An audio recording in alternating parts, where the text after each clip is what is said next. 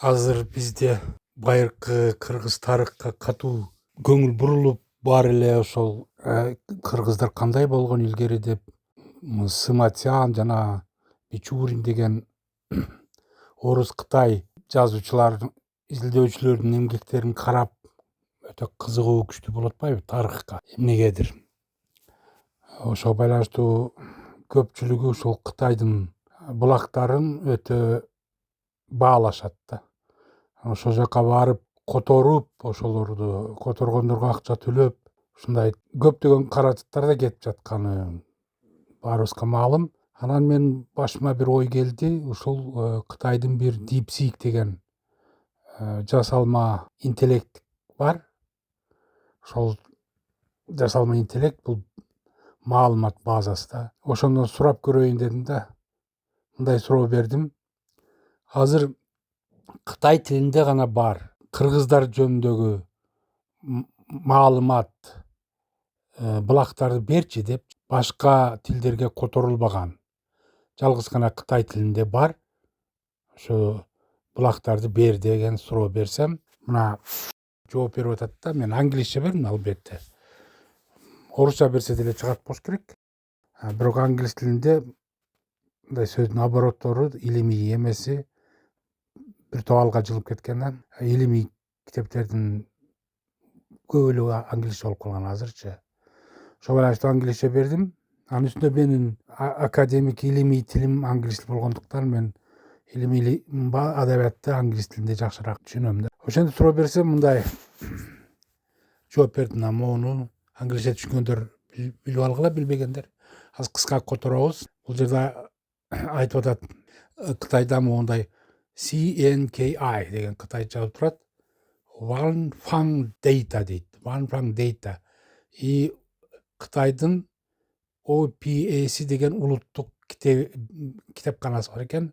Ошол жактан издесе жакшы дейт. Анан төмөн жакта тандап ушундай эң маанилүү эмгектерди бир категорияларга бөлүп чыгарып берем дейт да. Анан чыгарып бериптир. Ар бир ошол адабият кыскача мындай сүрөттөмө берилген да. Бул адабияттар англис тилине да которулган эмес, орус тилине да которулган, эч башка тилге которулган эмес. Кытай тилинде гана бар адабияттар да дейт. Эми мына карагыла. Бу жазылып турат. Негизги тарыхый булактар дейт. Тексттерин изилдейбиз дейт. Бул эмгектер ошо кыргыз таанууну да аябай борбордук орунду ээлейт. Кытайдын тарыхый жазууларында гана бар, ал эми Кытай эмес башка жазууларда мындай жок дейт. Анан могу жерде кытайча жазылып турат, биягында котормосу турат. Мен азыр ошону көрсөтөйүн. Кытайдын тарыхый булактарында тандалган котормолор дейт. Кыргыздар жөнүндө 24 тарыхый жана башка классикалык Кытай тексттеринен негизги үзүндүлөр бар экен. Булардын баары Кытай тилинде гана бар дейт. Мына ушуну академиясы жана башка жактагы тарыхчылар жазып алып, ушуларды эметип дагы тереңирээк казып көрсөңөр, ушул бул жерде негизгисин эле мен айтып атам да, андан ары эми башка ушул темага кызыккандар карап көрсө болот. Тартып алып туруп, фото кылып туруп, анан которуп издесеңер болот. Экинчи, Таң династиясынын тушундагы Ксияжияси деген, бул кыргыздарды Шияжияси деген экен да кытайлар. Таң династиясындагы кыргыздардын тарыхы боюнча изилдөөлөр дейт ма. Иероглифин жазып турат. Булду Ван Жи деген өтө мындай кылдаттык менен монограф жазган экен да, бул окумуштуу кыргыздар жөнүндө. Кыргыздардын ошол Таң династиясындагы ата бабалары жөнүндө жазган дейт.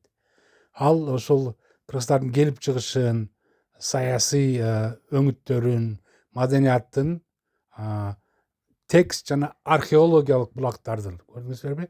Археологиялык текстти кээде жазып кое берет, аны текшере албайсың. Бирок археологиялык булактардын негизинде Ван Жи. Саясийдагы Маданий жактарын жазыптыр.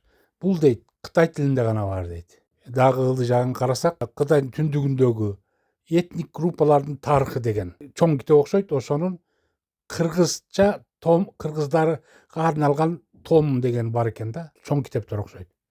Кыргыздардын тарыхын, саясатын, экономикасын аябай кылдат мындай систематик түрдө окуп чыккан дейт. Бул дагы Кытай тилинде гана бар азыр. Англис тилинде да которо элек, орус тилге да которо элек, кыргыз тилге эч кандай тил которо элек.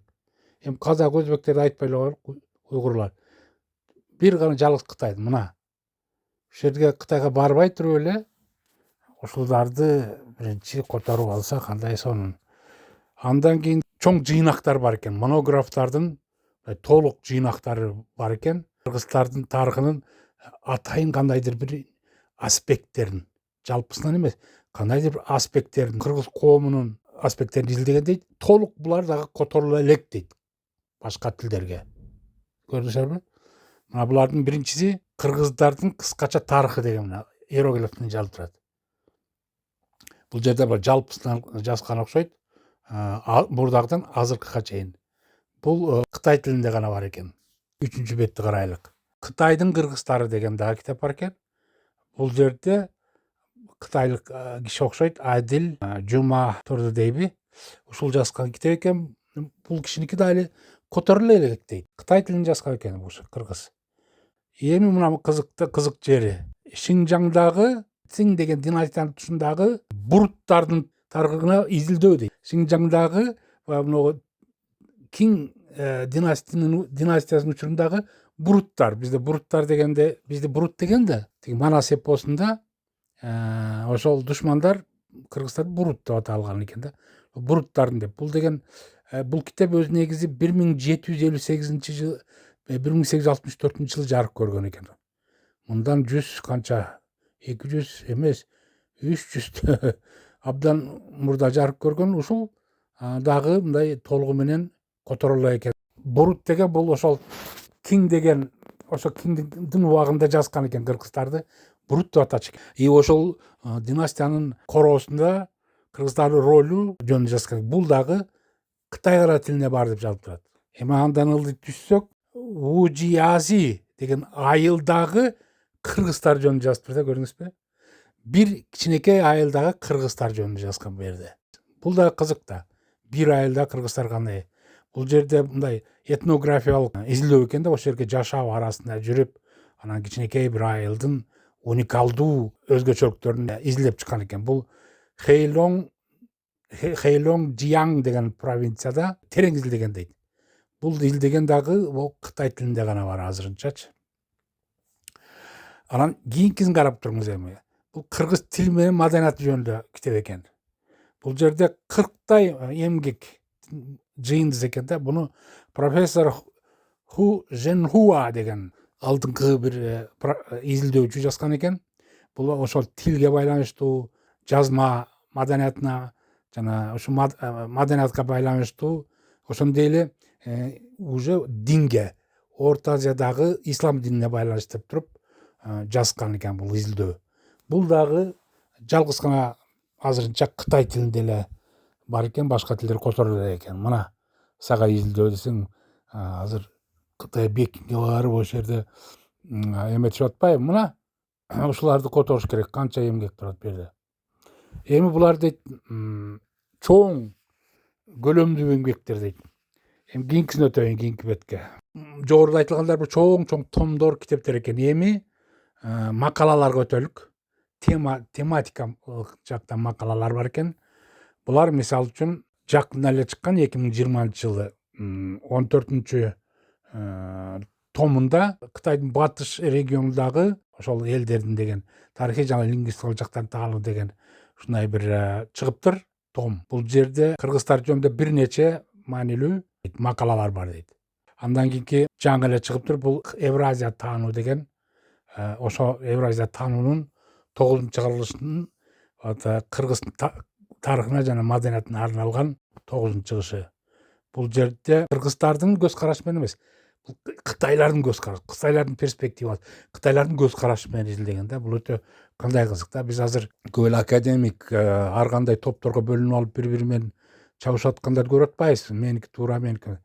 Бирок бул деген биздин кыргыздардын, орустардын, еврейлердин, эми окумуштуулардын көз карашы боюнча да. Бирок могуну карасаңар, бул кытайлардын көз карашы боюнча. Кытайлардын. Бул жерде Ю Тайшан дегендин изилдөөсү бар экен кыргыздар жөнүндө. Кыргыздарды бул Жан Кун деп атаптыр. Жан Кун.